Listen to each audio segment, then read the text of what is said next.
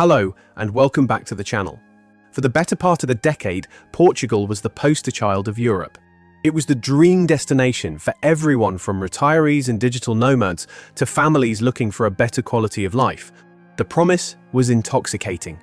Golden sunshine, a relaxed pace of life, vibrant culture, and, most importantly, affordability. That promise is now broken.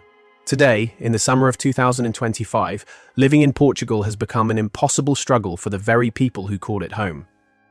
The dream has curdled into a nightmare of economic hardship and social strain. And I'm here today to explain why the situation has become so dire and to issue a stark warning.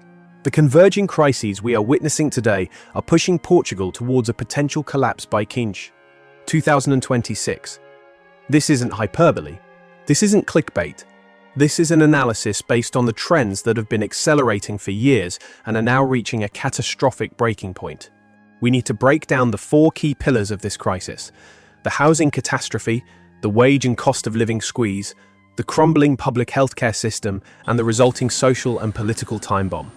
But before we get there, please subscribe to our channel and ring the bell for upcoming updates. Let's get into it. First, and most visibly, is the housing crisis. To call it a crisis is an understatement. It's a national disaster. For years, successive governments rolled out the red carpet for foreign investment. The Golden Visa program offered residency to wealthy foreigners who bought property, and a lack of regulation on short-term rentals turned vast swathes of Lisbon and Porto into open-air hotels, dominated by Airbnb. This had a predictable and devastating effect. Property prices and rents skyrocketed, completely decoupling from the local economy. While this was great for foreign investors and property funds, it was a catastrophe for the Portuguese people. As of 2025, the average rent for a one-bedroom apartment in Lisbon now exceeds €1,500 per month. In Porto, it's not far behind at around €1,200. Now, consider this. The national minimum wage in Portugal is currently struggling to stay above €900 a month, and the average salary barely scrapes €1,300. The math doesn't just not work, it's a cruel joke. It has become mathematically impossible for a young person, a young family, or even a middle-class worker to live in their own capital city. We're seeing nurses, teachers, and police officers unable to afford to live in the communities they serve. Entire generations are being priced out of their own heritage, forced to move to the far-flung peripheries, or, increasingly, to leave the country altogether. The government's attempts to fix this have been too little, too late. They finally scrapped the Golden Visa program and introduced some restrictions on new Airbnb licenses in 2024, but the damage was already done.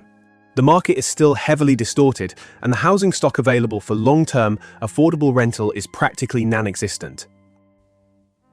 This has created a generation of permanent renters at the mercy of a predatory market and a sense of profound hopelessness. This housing crisis doesn't exist in a vacuum. It's compounded by the second pillar, the brutal squeeze between stagnant wages and an exploding cost of living. While housing is the biggest expense, it's not the only one. A trip to the supermarket in 2025 feels like a luxury. The price of basic goods, olive oil, fish, bread, vegetables has seen double-digit inflation year after year, far outpacing any meager increases in the minimum wage. A weekly grocery shop that cost €50 a few years ago now easily tops €120. Fuel prices remain stubbornly high, and electricity bills have become a source of major anxiety for families. So you have a situation where rents are consuming 70, 80, or even 100% of a person's income, and the cost of simply existing is rising relentlessly. This isn't just about not being able to save money, it's about going into debt just to survive the month. The famous Portuguese quality of life, which was built on being able to enjoy a coffee with friends or a simple meal out, has been eroded to nothing for millions. It has been replaced by a constant, grinding stress. This economic pressure is hollowing out the middle class and creating a new class of working poor people who have jobs, often more than one, but are still falling behind. When people are under immense financial stress, they need a reliable social safety net. But in Portugal, that net is tearing apart. This brings us to the third pillar, the collapse of the National Health Service, or the SNS. The SNS was once a source of national pride, offering universal healthcare to all. Today, in 2025, it is on life support. Years of underfunding, mismanagement, and a brain drain of doctors and nurses seeking better pay abroad have brought it to its knees. The stories are harrowing, and they are everywhere. Emergency rooms are routinely closing due to a lack of staff. Wait times to see a specialist can be over 2 years. Finding a family doctor has become a lottery, with over 1.7 million Portuguese officially without one. Imagine the terror of having a sick child and knowing the local emergency room is closed. Imagine being an elderly person with a chronic condition and no family doctor to manage your care. This is the reality. People are dying while on waiting lists. The system is failing in its most basic duty, to care for its citizens. This forces anyone who can scrape the money together into the private system, creating a two-tier society. If you have money, you get care. If you don't, you wait. And you pray. A nation cannot function, it cannot be considered a developed country when its healthcare system has effectively collapsed for a huge portion of its population. So, what happens when you mix a housing catastrophe, a cost of living crisis, and a failed healthcare system? You get the fourth pillar, a social and political time bomb. The social fabric of Portugal is fraying. There is a growing and palpable resentment. Resentment from the young towards the old, who are often sitting on property wealth they can never hope to attain. Resentment from the Portuguese towards foreigners, who are, fairly or unfairly, seen as the cause of the housing crisis. Protests, which were once rare, have become a regular feature in Lisbon and Porto, with thousands taking to the streets to demand housing rights and better pay. This public anger led to the political earthquake of 2024, which saw a dramatic shift to a new centre-right government. But this new government is finding itself paralysed. The problems are so deep-seated and structural that there are no easy fixes. Their proposed solutions are seen as mere sticking plasters on a gaping wound. This political paralysis fosters even more cynicism and a sense that the entire political class is powerless to solve the crisis. This leads us to the final critical point, the path to collapse in 2026. What does a collapse look like? It's not a post-apocalyptic movie. It's a slow-motion failure of the state. First, a mass brain drain. The most talented, educated, and ambitious young Portuguese are leaving. They are not just leaving, they are fleeing. They see no future in a country that cannot offer them a home or a decent salary. A country that loses its youth loses its future. This trend is now accelerating to levels not seen since the last major financial crisis.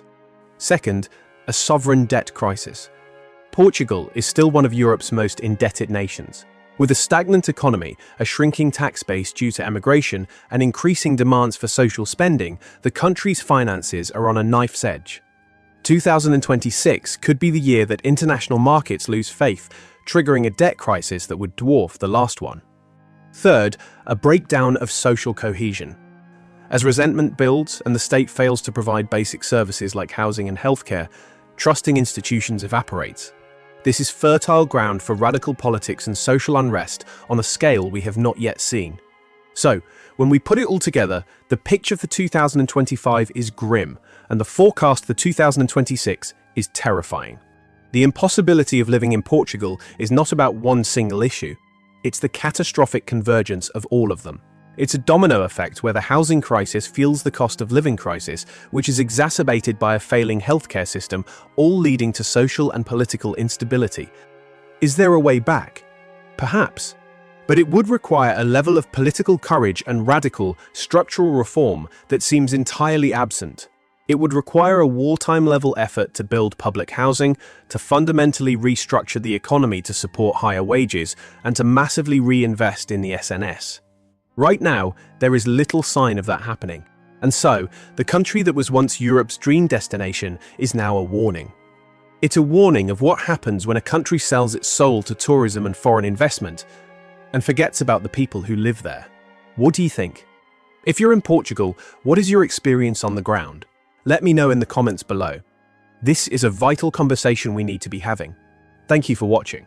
If you found this analysis valuable, please consider liking the video and subscribing to the channel for more in-depth reports. Stay safe and stay informed.